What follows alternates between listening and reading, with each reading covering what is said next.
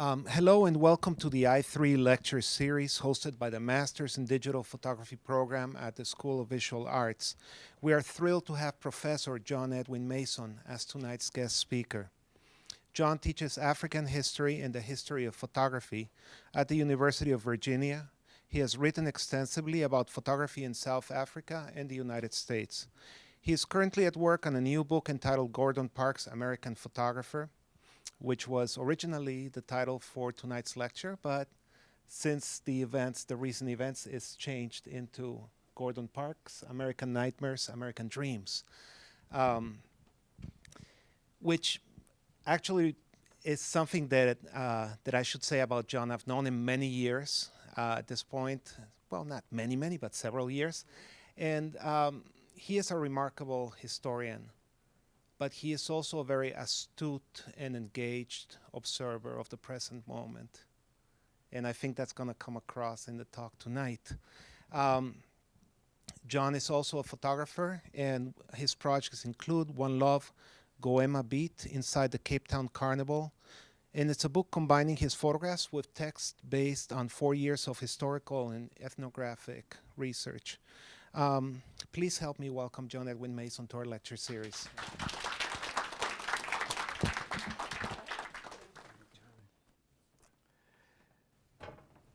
Thanks, Jaime. Thank you very much. And thank you, Katrine, for inviting me here. Thanks to the SVA for making this opportunity available. And I love giving talks like this because it allows me to work out some ideas. And as I'm going to say in a moment, some of these ideas are very fresh, and I really am very much about working them out.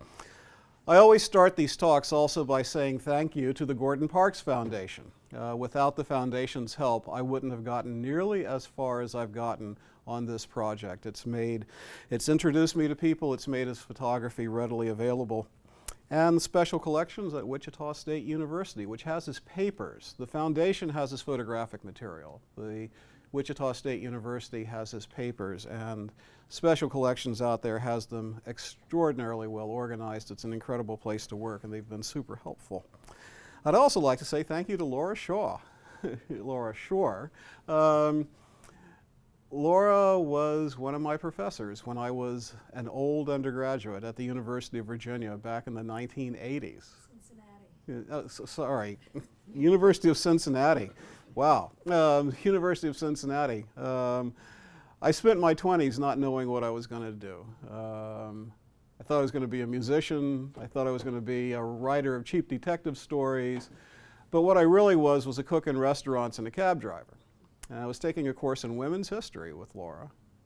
And she called me into her office, and I can't exactly know why. And she said, "What are you going to do with your life?" And I said, "I don't know." She said, "You're 28, you should know." And she was right. She was absolutely right. You know, that was a real wake-up call. And she also was very encouraging in the kind of work I was doing. She said, "You ought to think about grad school." And I said, "I don't have any money." And she said, "If you go to grad school, they'll pay you." I said, "Really?"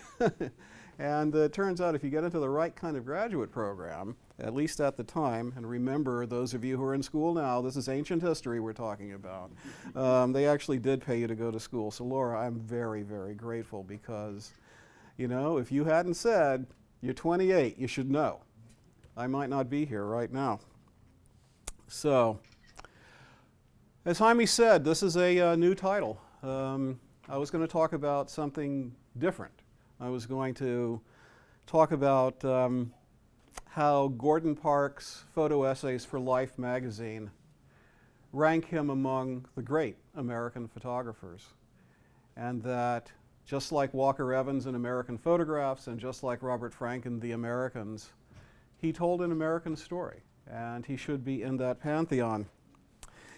And I'll say a little bit about that because it's true. But things have changed since last Tuesday. I think we've entered into uncharted territory. It's hard not to talk about this without cliches, but we've entered into a really, I think, probably what's going to be a very difficult period in our history. And it got me thinking about Gordon Parks, because one of the things that black people do when in times of trouble is we start looking back to the ancestors And we look to the ancestors for guidance, and we look to the ancestors for knowledge, we look to the ancestors for inspiration. We look to the ancestors to try to figure out how did they get through this. And that's what I've been thinking about, because Parks thought about being an American all of his life. He thought about it in his photography, he thought about it in his poetry, he thought about it in his movies, he thought about it in his novels and his memoirs, he thought about it in his music. He had a tortured relationship with being an American. And you know, he had a tortured relationship, and I think most African Americans do have a difficult relationship with being an American. You know, it's very difficult for us with our history to simply embrace being an American. It's harder than that, and I think the reasons are obvious. So I got to thinking about Parks and got to thinking about the way that he worked through this tortured relationship with America. And I got to thinking about this photograph here. This is Ella Watson. I'll say quite a bit about how Parks met Ella Watson and the circumstances around the making of this photograph, and also what came later. I'll say a lot about this photograph in a few minutes. But this photograph is probably Gordon Parks' most recognizable photograph. It's in every collection of his photographs, it's in many museums, and even people who don't recognize the name Gordon Parks at least recognize the photo. And most people see it in, I think, fairly simple terms, because it seems to speak with one voice. It seems to be an indictment of America. You don't know exactly what's going on, but you can tell that this woman is a housekeeper. You can guess that she's not a housekeeper because this was her career goal when she was a little girl growing up. And you can guess that there's something about her being a black person in America that has put her in this position. Yeah. When Gordon Parks' boss at the time, Roy Stryker, and if you've taken any photo history classes, you know the name Roy Stryker. He ran the famous Farm Security Administration documentary project. I want to say he was the genius behind that project of starting it and keeping it going. Stryker took a look at this and he said, well, Parks tells the story many different times in many different places. So in one version of the story, Stryker looks at it and he says, it's an indictment of America. And in another version of the story, he says, you're going to get us all fired. But in any case, both of those versions of the story are that this is a condemnation of American hypocrisy and American racism. That's partly true, and I'm going to explain what else is going on in the picture in just a bit, but I do want to introduce Gordon Parks. You know, I'm going to be talking about a particular aspect of his life, and I'm going to be talking mostly about a very early period in his career as a photographer. He had started making photographs before he went to Washington, D.C. to join the Farm Security Administration. But he always looked back at the FSA period and he says, this was my apprenticeship as a photographer. This is where I really learned how to do what I needed to do. I'm also going to be focusing on a particular set of photographs that he made, a particular phase of his photographic life. I'm going to show you a lot of pictures of his Life magazine work, and the Life magazine work that focused on issues relating to race and poverty. But he did so much else. You know, he always said at Life magazine that there was no black man's corner for me at Life. He did everything, and he really did do everything. He did fashion, he did celebrities, you know, he was an assignment photographer. You know, I think that his most important work were those photo essays on race and poverty. But he did a lot else. He was very proud of his fashion photography, and it was very good. He wasn't he wasn't somebody who opened up new ground in fashion photography like Richard Avedon or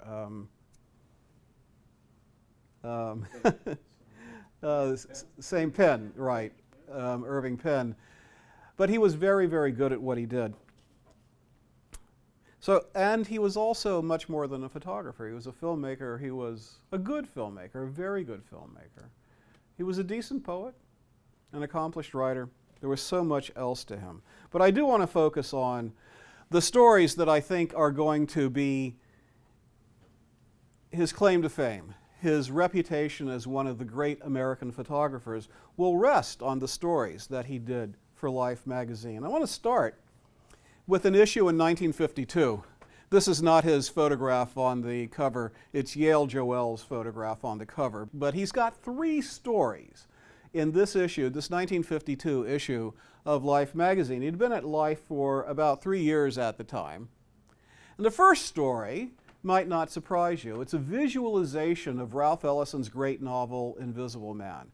And what Parks is doing here is really quite extraordinary, that he's not simply trying to reproduce the novel scene for scene, but he's trying to imaginatively and visually interpret the novel. If you know the novel, you know that what he's showing here doesn't actually happen. At the very end of the novel, the unnamed protagonist is thinking about reemerging into the world, but he hasn't quite done so. This scene never actually happens in the novel. And then on the next spread, he's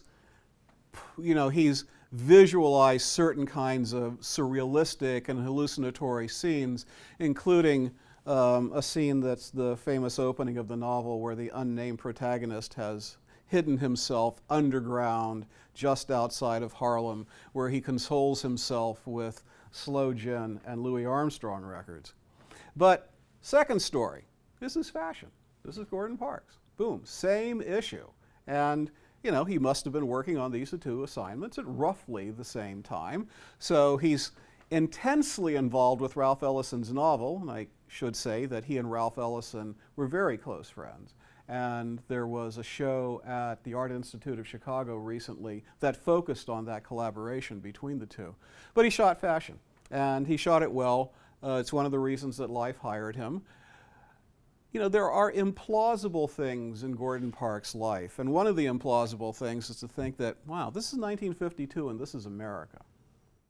And you have a black man taking pictures of these very attractive young white women, you know, sort of edging up towards one of the greatest taboos in American society, black men, white women. And he did it. I have to say that he did this, like I said, well, and before he joined Life, I needed to mention that he had been freelancing for Vogue. Now, you know, if you wrote this story as a novel and you'd say that, well, there was a black man freelancing for Vogue in the late 1940s, you would have said, nah, it couldn't happen, it's impossible, but he did it. Third story, same issue, Alexander Calder.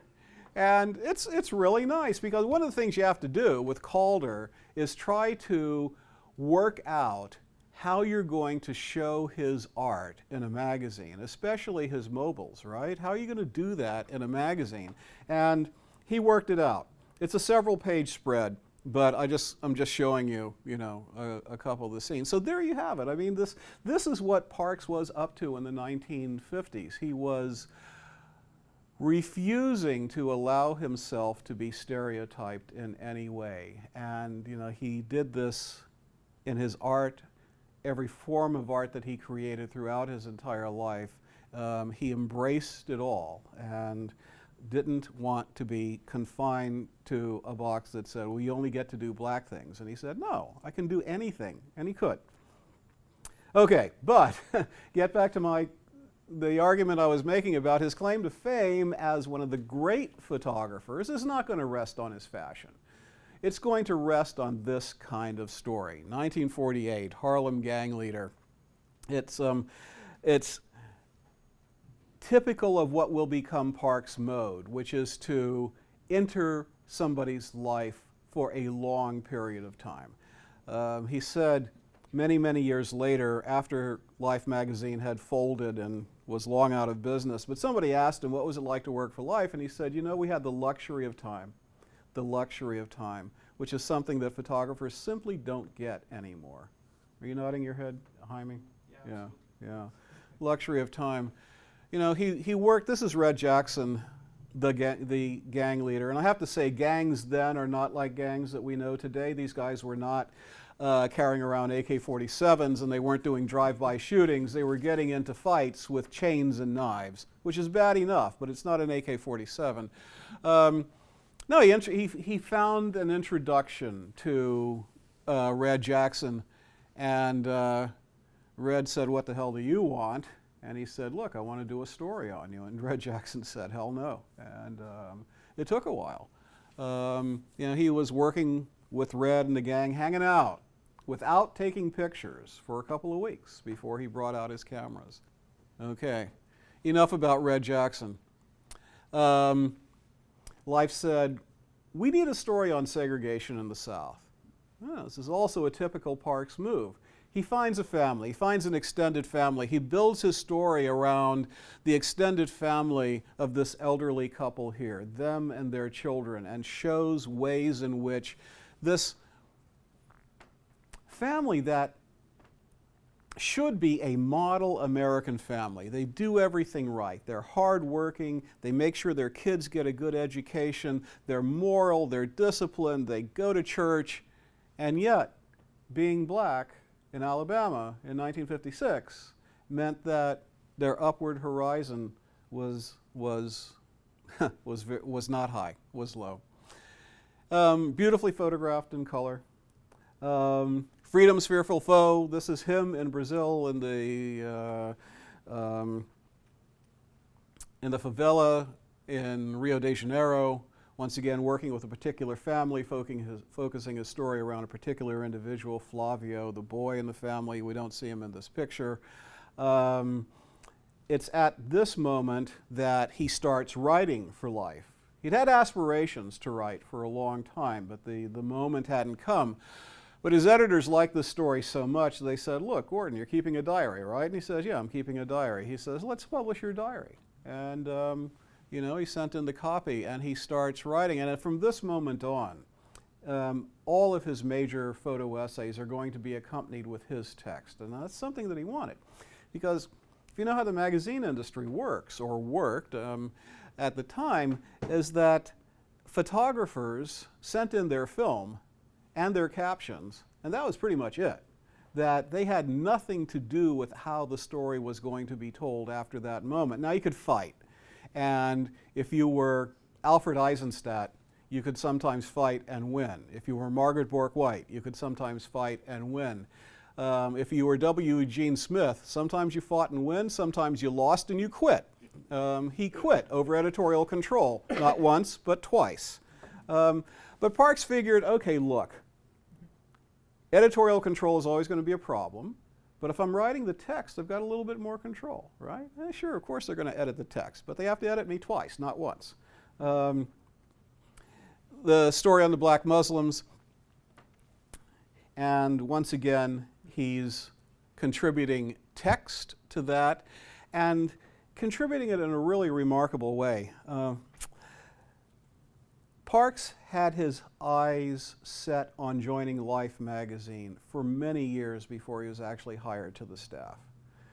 There are two reasons for that. Reason number one is that it was the best job you could get as a photojournalist or documentary photographer. I mean, it was the top of the heap. You couldn't go any further. It was the most prestigious job out there in photography in ways we can't even imagine now. We can't imagine how colossal Life magazine was on the media landscape, because our media is so fractured, right? You know, we've got a zillion TV channels, and we've got social media, and we've got magazines that serve every kind of niche, and there is almost nothing that Americans share in terms of their media except for the Super Bowl, which is why the Super Bowl is so valued by advertisers, right? Advertisers pay a huge amount of money to advertise in the Super Bowl because they know this is the time we get all Americans watching the same thing.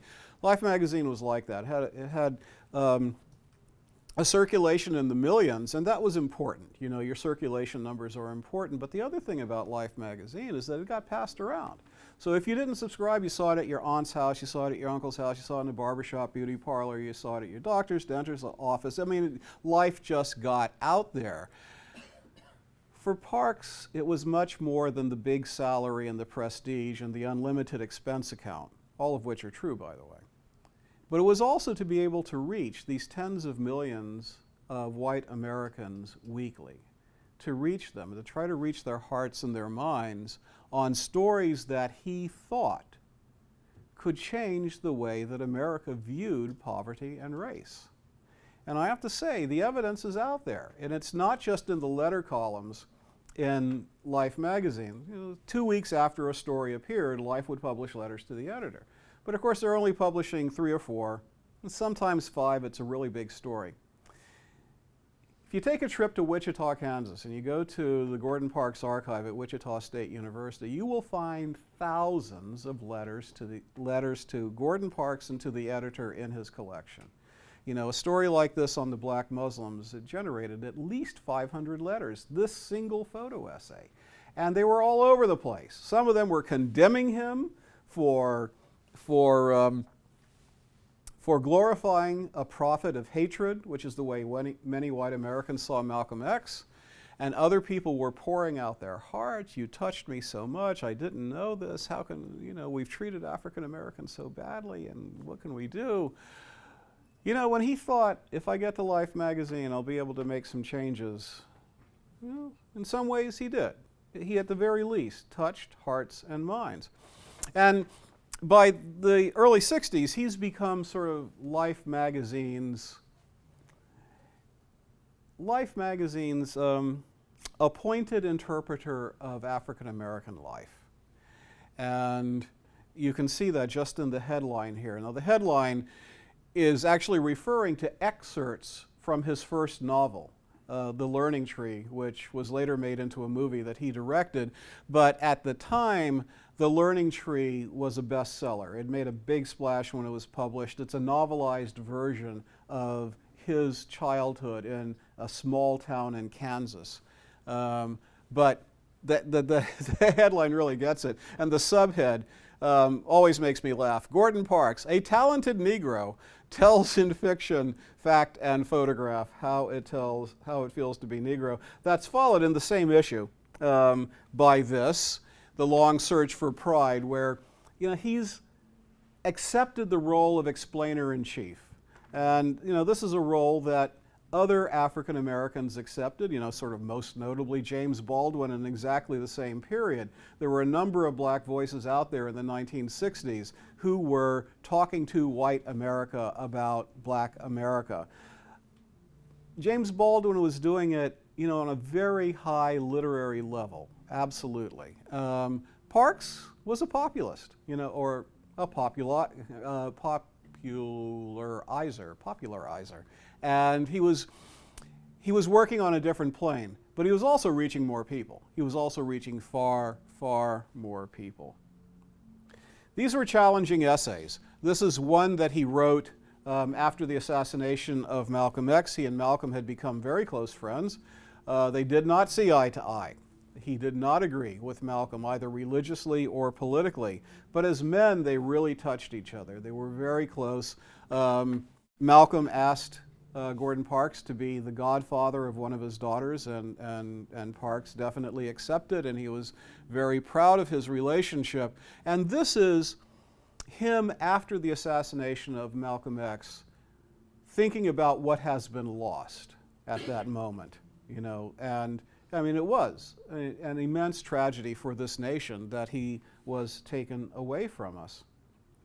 Parks and Ali became close friends, and you know, if the resolution were a little bit better, you could see that Ali wrote a poem for him, and it's published here in this essay. So, you know, at this point, all the words and all the photographs are by Parks.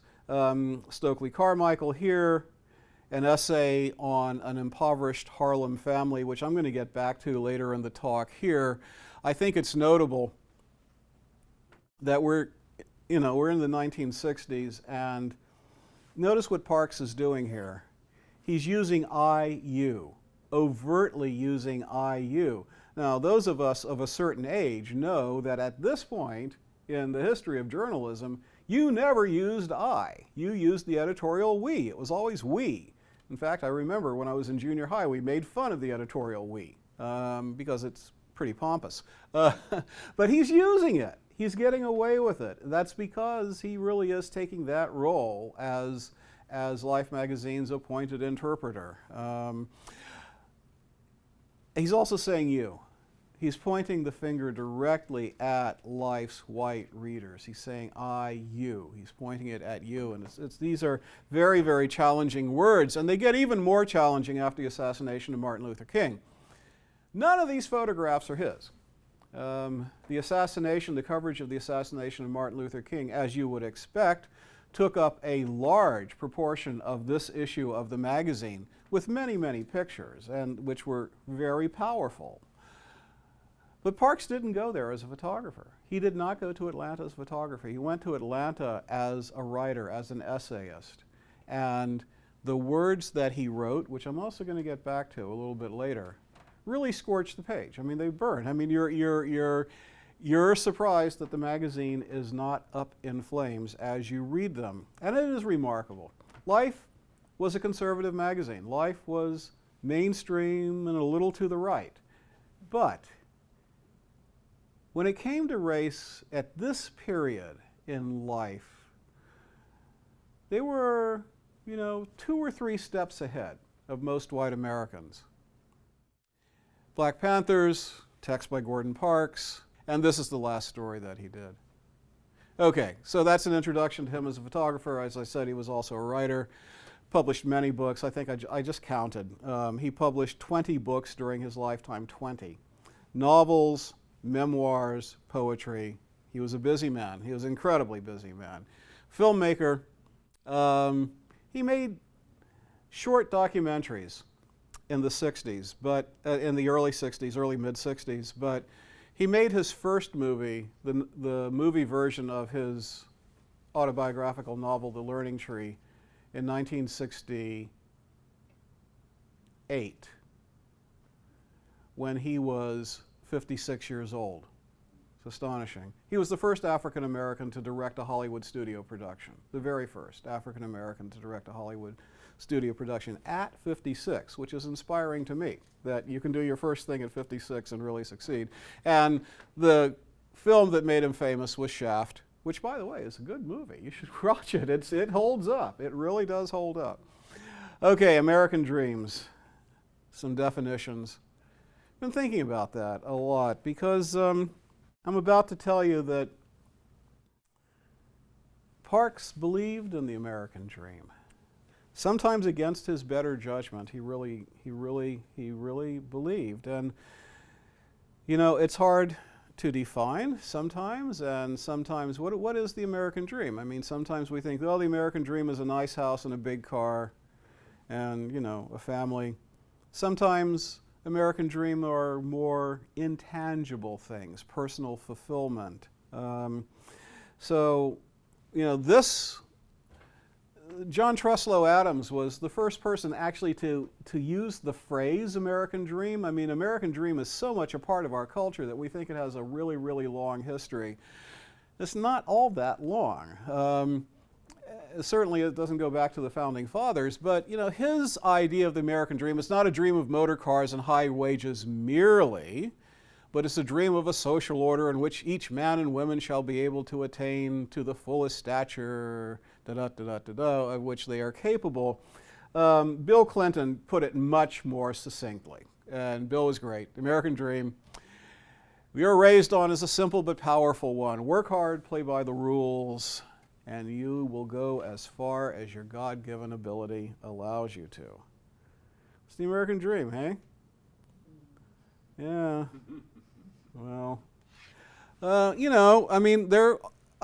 course there have always been skeptics. We know that it doesn't always work this way for everybody.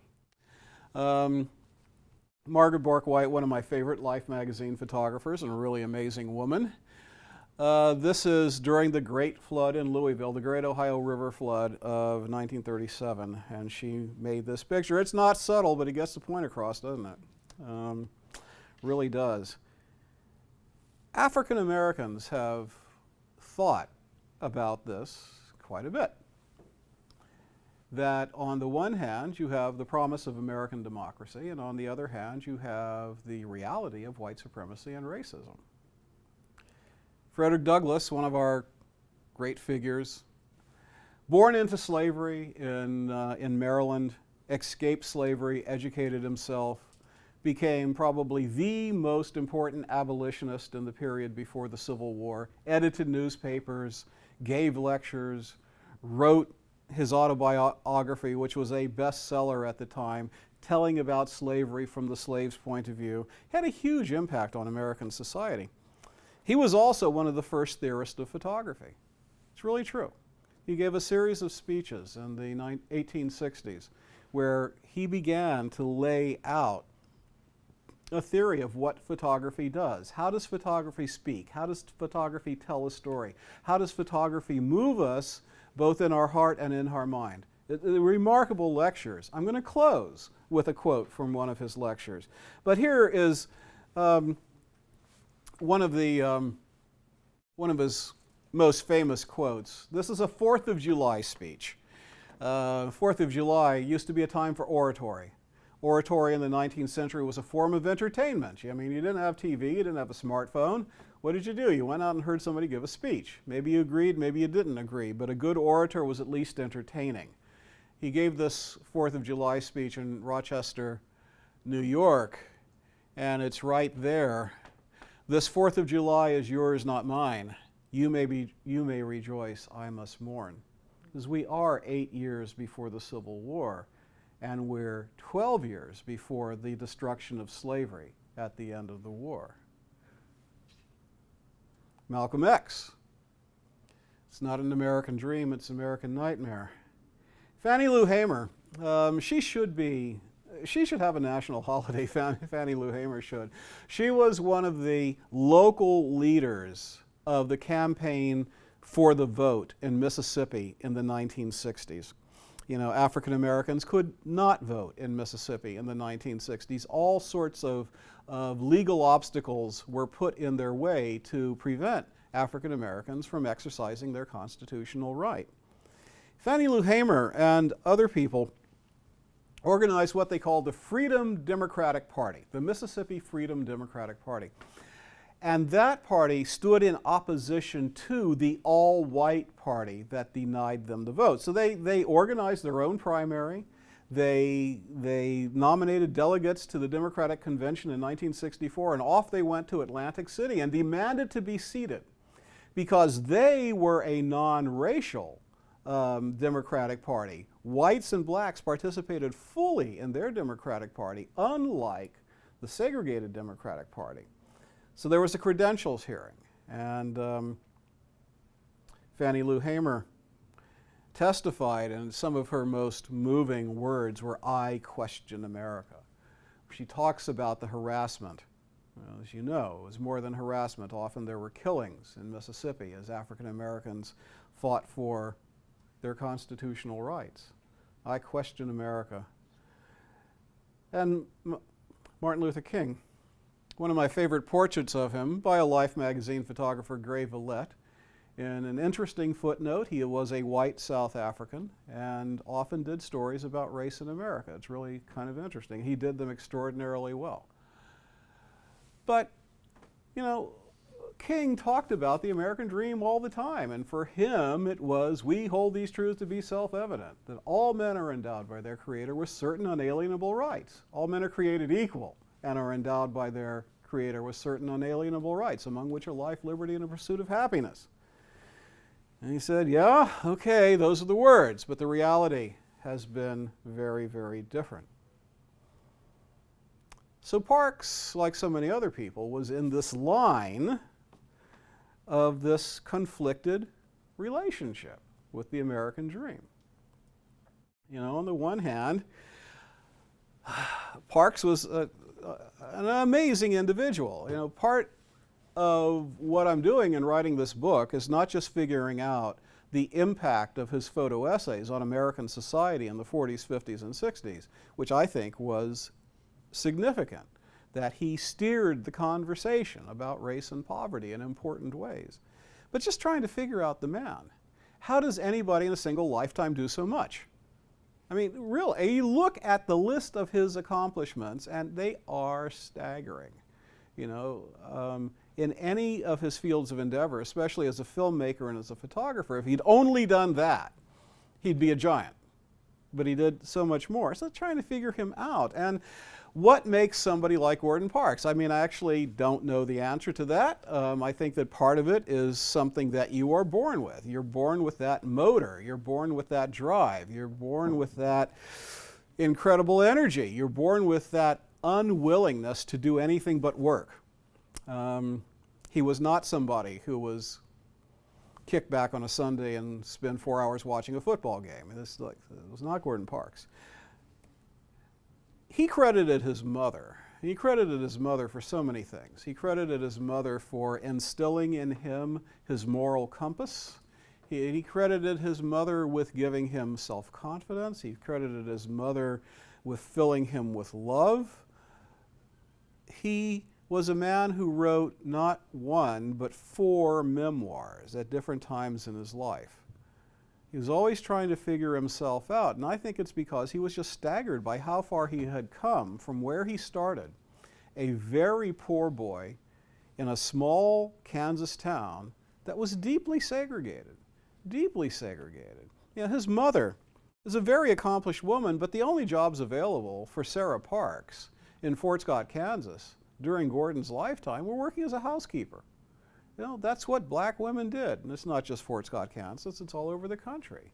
That most employed women, African American women, were taking care of somebody's baby or doing somebody's laundry or cooking somebody's meal. There wasn't much else for them. But she did fill his head with these impossible notions that he could do anything he wanted to. By the time he's in Washington, D.C., making that portrait of Ella Watson that I started with, he's been through so much and he's come so far. Their family was poor. He would say, we were rich in love, but they were a poor family. His mother died when he was in his mid-teens. And he goes off to St. Paul, Minnesota to live with relatives. He and his brother-in-law don't get along. I imagine it was difficult for his brother-in-law, who was himself struggling financially, to have a 15-year-old move into the house. I mean, that's going to be hard. And so his brother-in-law eventually throws him out of the house. Parks is homeless for a while. He has to support himself, a series of poorly paid menial jobs that come and go. Things are so bad he never graduates from high school. And in his 20s, it's the Depression. So in his 20s, long periods of joblessness, goes to New York, spends some time in Harlem, completely runs out of money, almost starves, finds his way back to Minnesota. He's lucky enough to get a job on the railroad. And he's working as a dining car waiter for a couple of years. And then he works as a porter in the bar car. And he hates both jobs. You know, the jobs are really hard, long hours, few breaks, low pay, and they're pretty demeaning because you have to deal with customers, with white customers who just treat you like dirt. I mean, he hated the jobs, but it's the Depression. They were steady. It was money. He could support his family. And it's on the trains that he first starts thinking about photography because people leave behind Life magazine. And he looks at Life magazine. He sees these pictures. Some of the pictures he sees are these glamorous fashion models, and some of the pictures he sees are from the Farm Security Administration's documentary project, that great documentary project of the 1930s and 40s that employed people like Dorothea Lange, Walker Evans, Ben Shawn, Russell Lee, Arthur Rothstein, Marion Post Walcott. I mean, an incredible array of photographers who were photographing for this governmental unit. Now, initially, the idea had been that they're going to make pictures that document the work of the Farm Security Administration, a branch of the Department of Agriculture. But Roy Stryker, the boss, the guy who put together this photographic unit, he had much bigger plans. He wanted a visual record of America at this moment. And, you know, he gave instructions to the photographers that he sent out into the field, but they weren't limiting. And besides which, do you think Dorothea Lange is going to do everything that Roy Stryker tells? You think Walker Evans is going to obey orders? You think Ben Shahn is going to obey? No, of course they're not. They're going to photograph what they want to. They're going to give, the department, the Farm Security Administration, what it needs. But when they're out there, they're going to photograph what they want to. And as you know, or you should know, the work that Dorothea Lange and Walker Evans and Ben Shahn and the rest of them did is just incredible. I mean, it is some of the richest body of photography that we have. So Parks, like so many other people, is inspired. He wants to do that. He sees that the Farm Security Administration photographers are not simply documenting America, but they're telling stories about struggle and poverty, and they are opening the eyes of a middle-class audience to the struggles of the very poor. He really wants to do it. He buys a camera in a pawn shop. His first roll of film, takes it to Kodak store in St. Paul, gets the film back. The guy behind the counter said, "Who took these pictures?" And Parks is a little taken aback. He says, "Well, I took the pictures." And the guy behind the counter says, "They're really good. Keep it up and we'll give you a show." He kept it up and they gave him a show. I mean, it's a little thing. It's a Kodak store in St. Paul. But, he was off and running with this incredible energy and this credible discipline and this credible capacity for hard work. He teaches himself photography. His railroad runs are taking him to Chicago, Illinois. And he's got layovers in Chicago. So what does he start doing? He starts haunting the halls of the Art Institute of Chicago, where he's studying Monet and Renoir and all these other people and just giving himself a crash course in art history.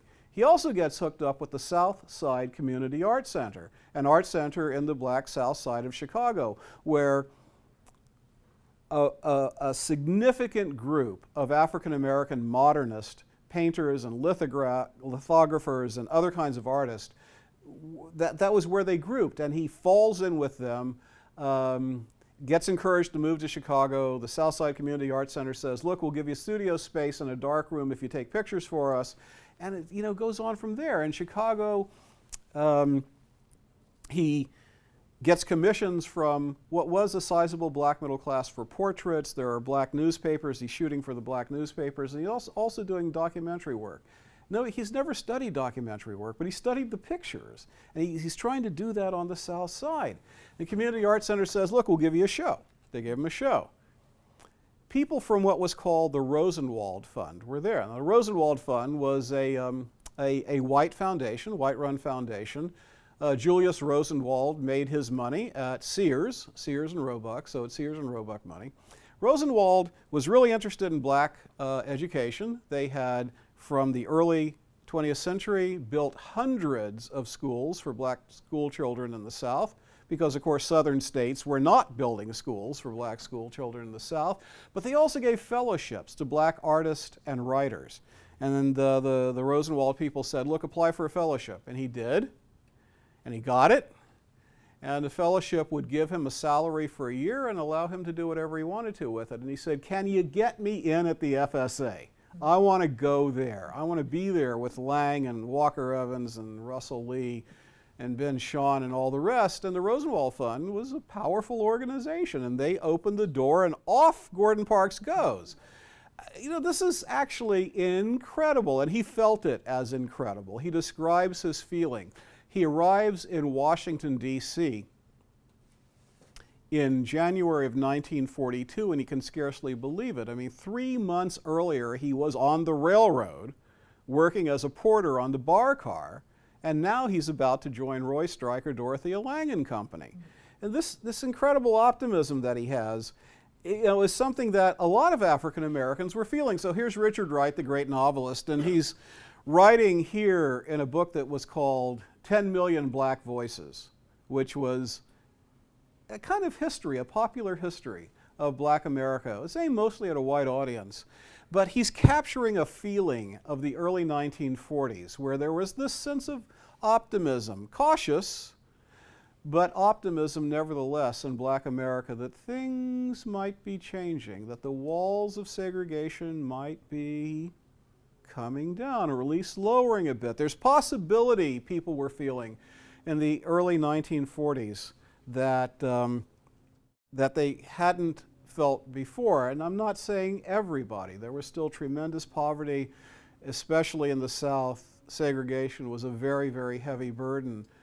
But there were places where there was this sense of movement and motion, and Parks definitely felt it. He absolutely felt it.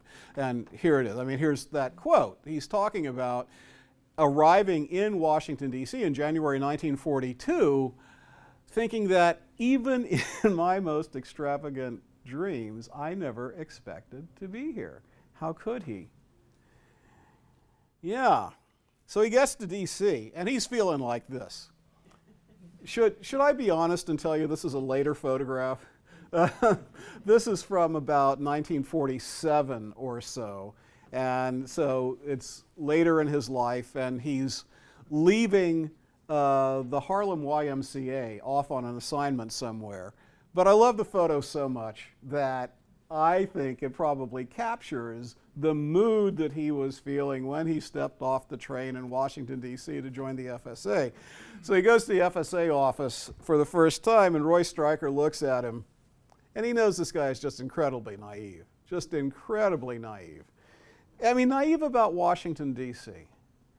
You know, Parks has experienced segregation and racism. I mean, he's had plenty of experience with that, but Parks himself talks about being in Washington, the capital of the world's greatest democracy, the place of the Lincoln Memorial and the Washington Monument. This is a place of legend. Stryker looks at him and says, well, you know, look, I want you to introduce yourself to Washington, D.C. It's almost lunchtime. So go to the lunch counter downtown, get yourself something to eat. After lunch, go see a movie, relax. And then I want you to go to Garfinkel's department store and buy an overcoat. Parks tells this story in his memoirs and in interviews many, many times. There are always slight variations, but this is how it went. He went to the lunch counter. The guy looks at him and says, get the hell out of here, we don't serve colored people. He goes to the movie theater, and they said, we can't sell you a ticket, we don't have a balcony for colored people. And he goes to Garfinkel's, and the salesman at Garfinkel's won't even wait on him. They don't throw him out of the store. They just won't wait on him. They simply ignore him. He goes back to Stryker's office, and he's furious. He's absolutely furious. He says, give me my cameras. And Stryker says, what are you going to do with them? He says, I'm going to expose racism in the nation's capital. And Stryker says, how are you going to do that? He says, I'm going to take pictures of these guys who humiliated me. And Stryker says, you know what? You know, you take a picture of a bigot, he looks like everybody else. I mean, unless he's wearing Klan robes, you can't tell he's a bigot. What are you going to do? How are you going to do this? Parks didn't really have any good answers. And so what happens next is that he sends Parks to the files of the FSA. He says, look, I want you to figure this out, but I want you to figure this out looking through the files. Start with Dorothea Lange, and when you're finished with her, go through the rest of them. Look at the photographs. And Parks spends several months looking at photographs and not making pictures while he's at the FSA. The earliest photograph that I can find in his FSA file is from June. From June. Well, this photograph, in most of the telling of the story, most of the times Parks told the story, it's almost as if he took this photograph of Ella Watson right after the humiliation. That period of study, that period of reflection, that period of trying to figure things out is usually left out of the way that he tells the story.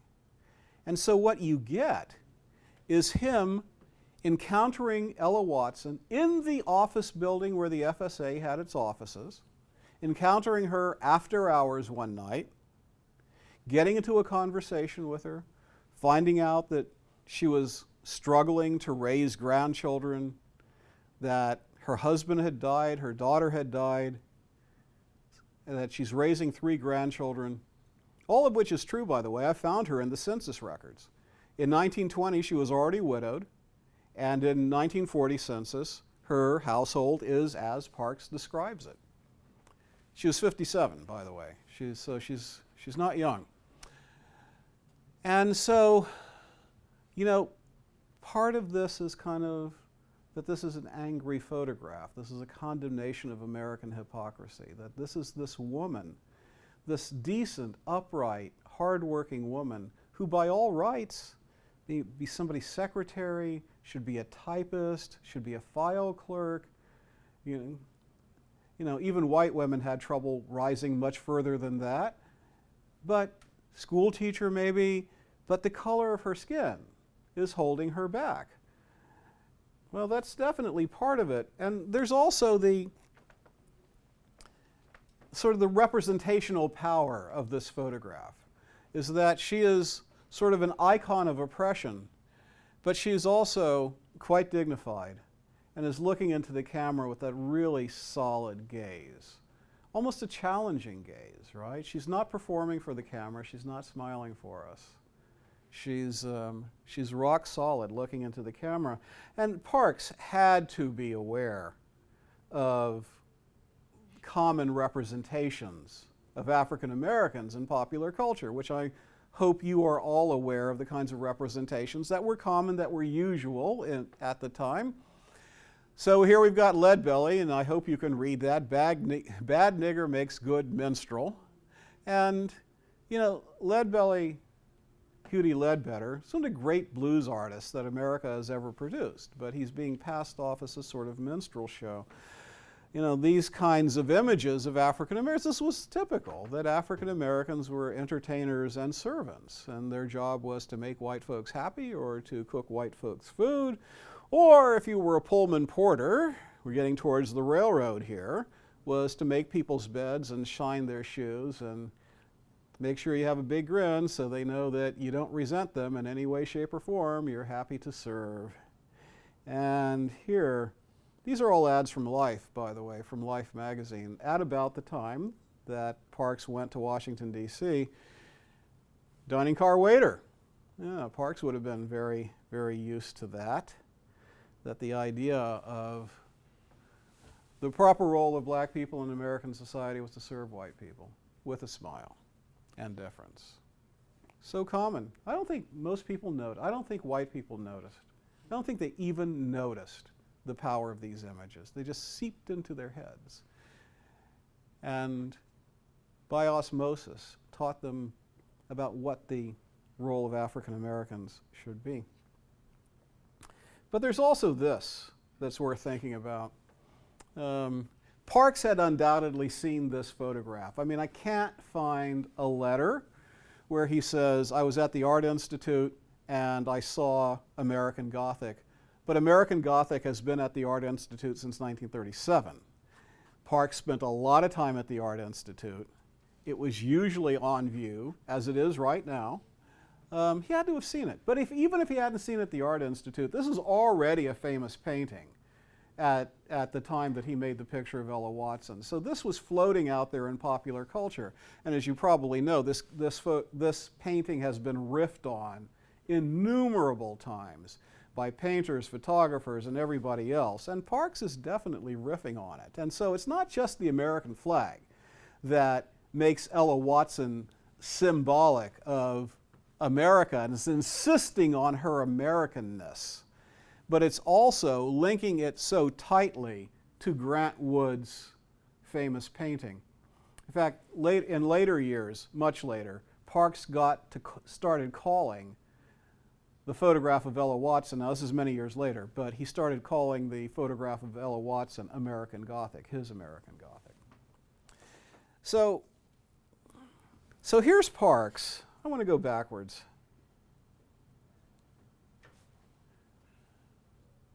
Here's Parks, partly in anger, but as I'm about to show you, it was also in reflection. That this isn't just anger, but this is kind of heartbreak. Because remember that Parks had come to Washington, D.C. so full of optimism, and so sure that his future was assured, and so convinced that he was going to live the American dream and that Americans were going to help him do it, that white Americans were going to help him do it. In exactly the same way, the Rosenwald Fund was helping him pursue his dream, and Roy Stryker, taking him into the Farm Security Administration, was helping him pursue his dream. I mean, there were reasons for that optimism, and then they're smashed by that series of humiliations in downtown Washington, D.C. And so it is anger, but it's also heartbreak. You know, your heart can't be broken, or your heart can only be broken by something you love, or by somebody you love. People you don't like, things you don't like, can't break your heart. But he had bought into the American dream. He really believed in it. That tension was in here, and this picture isn't just one side of the equation. It isn't just anger and rage. But it's also that heartbreak at having been betrayed by America. He never talked about this either. He never talked about working up to the picture, to the famous picture. So this is Ella Watson. This is in the files. If somebody had wanted to find these pictures, they could have done it. These are in the FSA files. They're not hidden away. But here he is trying to figure out, how am I going to visually represent the kinds of ideas I want to represent about the life of Ella Watson, government charwoman? So he tries this one out. He's got the mirror. He liked mirrors at this time in his life. And then he tries this one out. You can see we're getting a little closer. At least we're in an office. And then he tries this one out. Hey, there we are. We've got the flag, we've got the office. It's not quite right, but we've got the tools of her trade. We've got the broom, we've got the mop, and we've got the feather duster. But she's surrounded by other people's tools, right? Tools that she cannot use, tools that she's not allowed to use because of the color of her skin. So he's got that working.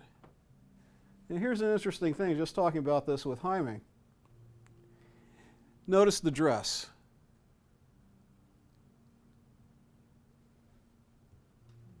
Different dresses. Those are different dresses. Absolutely different dresses.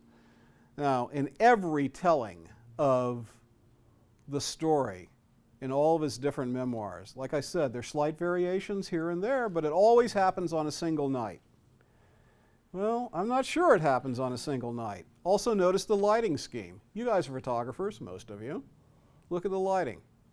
Count the number of lights. And especially in the iconic one, it's very clear he's working with 2 lights, at least 2. And the one in the bathroom, he's working with 1. So I don't know. But the whole point is that he's getting towards something. He's experimenting. He's trying to get there. I mean, of course, we do this, right? This is how you shoot, right? You work the scene, you work the moment. You know, sometimes you're working in a day and an hour. Sometimes you're working in a month or 2 months. Or how long did it take you to do Young Carols? A year to get there, right? But that's what he's up to. And he's not just doing it with Ella Watson. He's doing it with another African-American housekeeper whose name I have not been able to discover, and I really want to get her name so I can give you her name. But he does tell a story about her.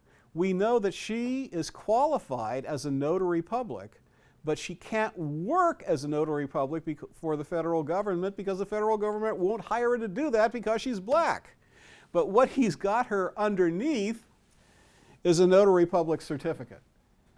So she's not only posing underneath the name of Franklin Delano Roosevelt, but she's posing underneath the qualification that she holds, but which cannot get her a job because of racial discrimination. And here we've got the same woman, and now it's much more clear, right? We've got the symbols of Americanism. You know, neither one of these photographs, though, work as well. And so, as far as I can tell from the file, he gives up on this woman and goes to Ella Watson. And I think that the reason he goes with Ella Watson is that she's open to having him hang out. Because he doesn't stop with the famous photograph. He doesn't stop with the famous portrait. He goes on. He does a series on her. He's trying to learn how to make a photo essay. He's never done this before, at least not under the guidance of somebody like Roy Stryker, who was not a photographer, but he was a great editor. He's learning how to make a photo essay, and he's learning how to work with people, and he's learning how to move into people's lives. Now, the thing I love about this series of photographs is that in the famous photograph, the famous portrait, Ella Watson is simply a charwoman. She is a symbol of racial oppression and a charwoman. Here we're seeing her in a much fuller life, right? She's the head of the household, and she's somebody who manages to keep the household together despite her meager salary and the long hours that she works. He takes us out of her house. So we're looking outside her apartment, right? So he takes us out into her community. There's a grocery store across the street. This is the owner of the grocery store across the street, posing with a watermelon. Okay, make of that what you will, but nevertheless, he's giving us a sense of her life. This is Johnny Yu, who runs the local Chinese laundry. Once again, we've got the symbols of Americanism, right? And, you know, those of you who are familiar with the history of the United States during World War II are aware that we sent to concentration camps Japanese Americans because we feared they would be the enemy within.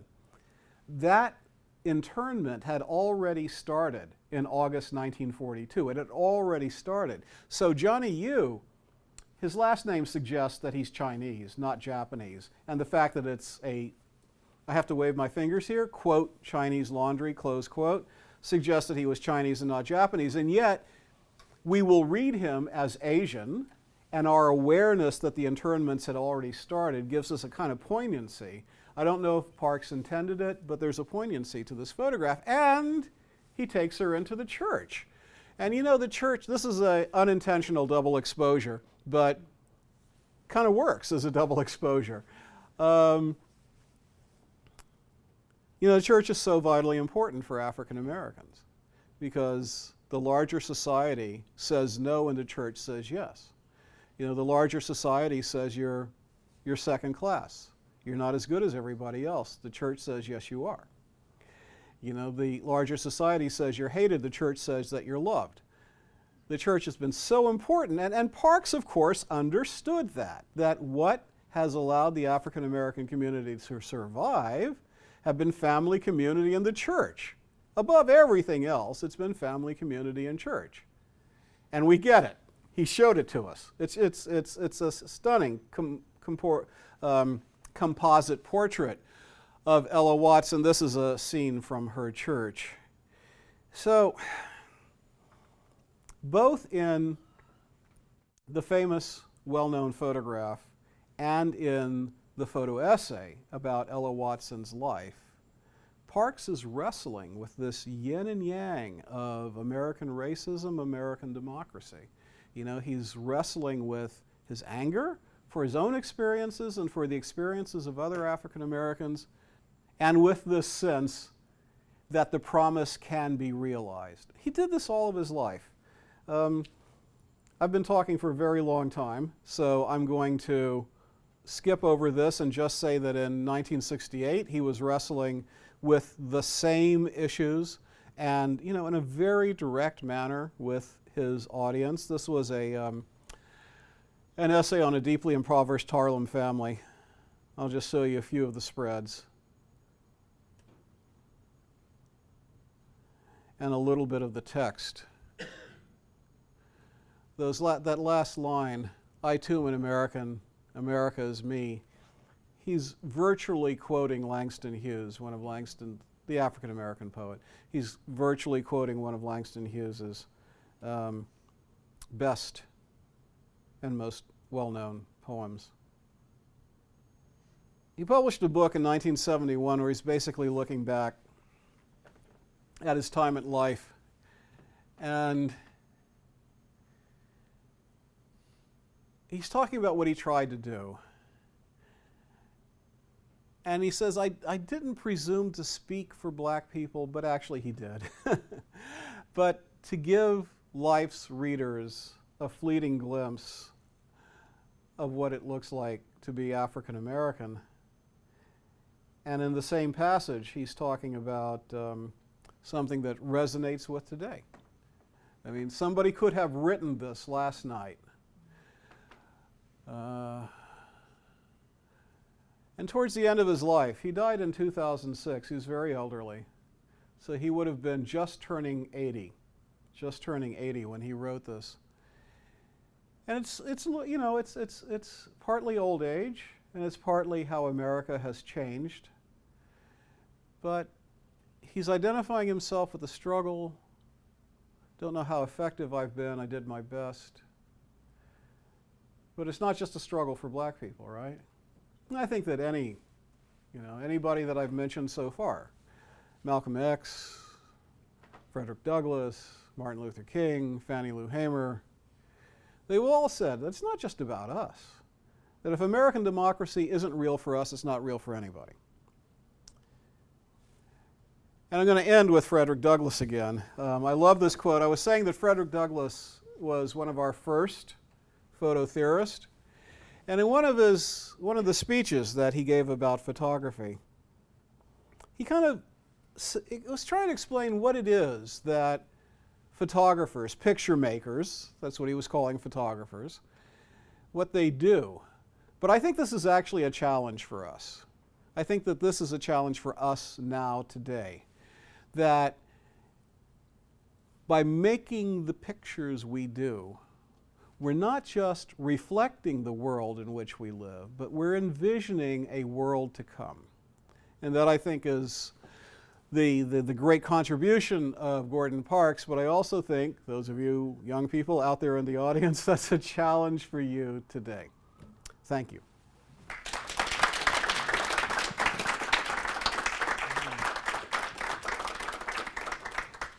We have a few minutes for Q&A. I'll pass around the mic.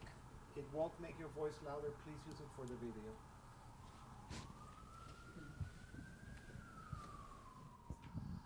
Thank you for coming and sharing with us. More of a personal question for you. Sure. Do you remember the day when Gordon Parks actually entered your life as a concept of study? And how did it change you from that moment? So, you started off telling us when you were in your 20s, you weren't sure where you were going to be and what you were going to do. So after coming in contact with the work of Gordon Parks, what was that change like for you? Okay. There are two answers to that question, and thank you very much. I really appreciate it. I first became aware of Gordon Parks before he started making movies. My family didn't get Life magazine.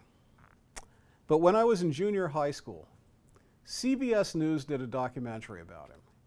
It was called The Weapons of Gordon Parks. And it was an exploration of his life. Pretty nice for a half hour. And it opened not with Gordon Parks making photographs, but with him typing. He's smoking a pipe and he's pecking away at a typewriter. He's writing. And then he picks up the camera. And then he goes to the piano and starts playing. And the music that he's playing, it's not jazz, it's not the blues. Gordon Parks' own personal music sounded a little bit like Rachmaninoff, a little bit like Debussy. It was very much in the European classical tradition. And then he says, at some point soon after, he says to the interviewer, "My wife always wakes me up the same way, the way I like it, by putting on classical music in the morning." I said, wow. I was a black kid that liked classical music. There weren't many of us. And I really felt, like an odd duck, And this was in the late 1960s, the height of the Black Power movement. I was in junior high at a very vulnerable age. And so you're thinking, this was a time where you just had to be black. And if you did anything white, there was something wrong with you. And the lines were pretty starkly drawn. You could like funk, you could like jazz, but you couldn't like classical music. I like classical music. It was the first time a black person had validated my love for classical music. I saw that documentary. I actually showed it in our school, so it must have been 1969, 1970 or something like that. I've never forgotten it. There's a copy at the Schomburg. It used to be on 16 millimeter, but they digitized it. You can watch it. I remembered it almost scene for scene. It made that big, strong an impact on me. And so Parks was never out of my consciousness, but I'll be honest that I knew him mostly from his books and his movies. You know, when Shaft comes out, we all love Shaft. Everybody loves Shaft. I mean, it was one of the first movies where the black man wins, where the black man kicks white ass, you know? The second answer to that is the opportunity to bring an exhibition of Gordon Parks photography to the University of Virginia fell into my lap about 4 years ago.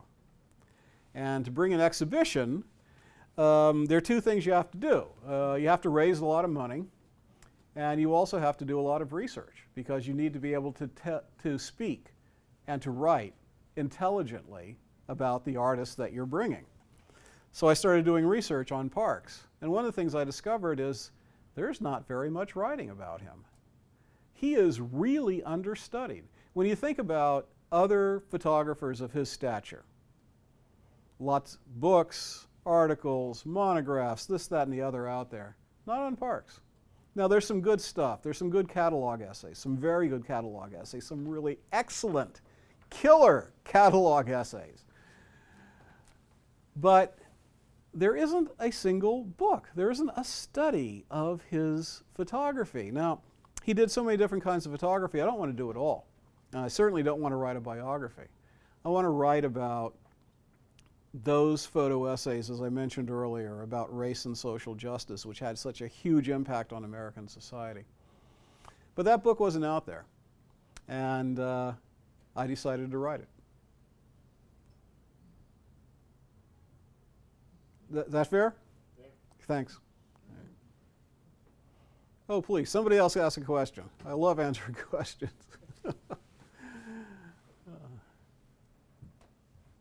I think we have to wait for the mic. And this is not a question, actually. I am absolutely wonderful. I am absolutely glad that I came for your presentation. Oh, thank you very much. Because that story, that history about the black community, it's so much, happening now. And, just the thing what it really get to me when I think it was Frederick Douglass said that about the 4th of July, that this 4th of July is not my 4th of July. And it really reminds me of today's happening, where most of the people are really protesting, saying, he's not my president. There's absolutely some resonance there. So really it is. was just wonderful. I am so glad that I came to your presentation, because that really spoke to today's world. I mean, that feeling of betrayal is because we love the country so much. And we can't imagine what may happen to it.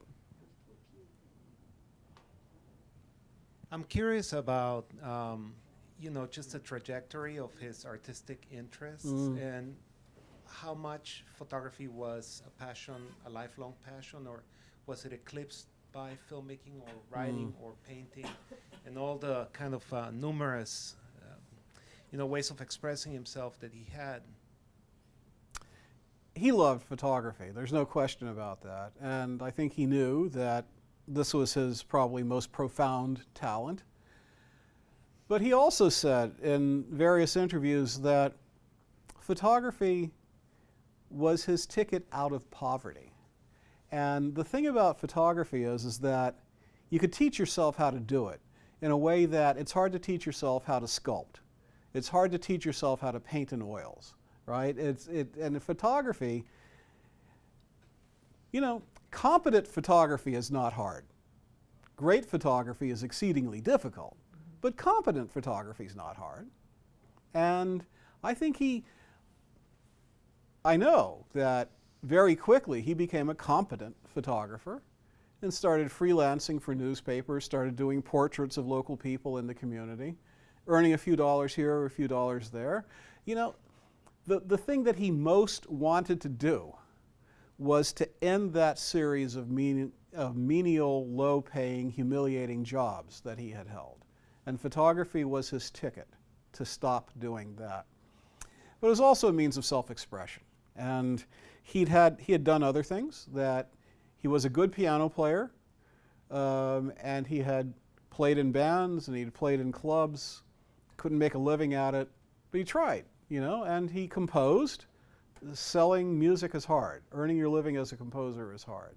You know, it seemed like photography was going to be the way to do it. But by the early 1960s, he signs on as a Life staff photographer, the first African American on Life's photographic staff. In fact, the first African American on Life's professional staff. In 1949, in the early 1960s, he goes on contract with Life so that he's not on staff anymore. He's not doing routine assignments. He's only doing plum jobs. And that's to give him freedom to write. So he does start envisioning himself as a novelist, as a memoirist, as a writer. And then the opportunity comes along in the late 1960s to do the movie version of his first novel, The Learning Tree. And from there, he makes 11 movies in his lifetime. And after The Learning Tree, there are 8 more to go. So, and remember, he's starting at age 56. So he was a filmmaker. That was his primary identity after that. But he occasionally did a photographic assignment, and he always photographed for himself. He was doing a lot of abstract color photography simply to please himself. Yeah.